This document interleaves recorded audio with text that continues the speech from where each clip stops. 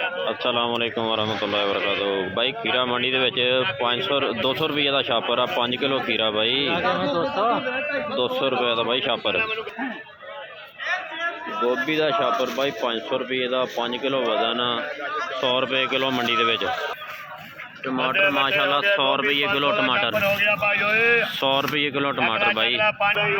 हरी का रेट भाई घट गया मंडी दे विच 150 रुपये किलो हरी। रमजान दे विच भाई आफर लग गई भाई। मटर कितना पाते अज? मटर 200 का 5 किलो जी 200 का 5 किलो। खसूसी मुहब्बत अज तो होन डईयां मंडी भाई।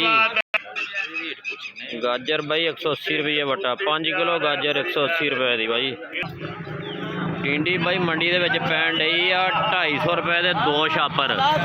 5 किलो तो वजन मेरा ख्याल सौखा ही होना भाई एक छापर का भाई। 400 रुपये का बट्टा बताऊँगा का 5 किलो बताऊँ फ्रैश बिल्कुल फ्रैश।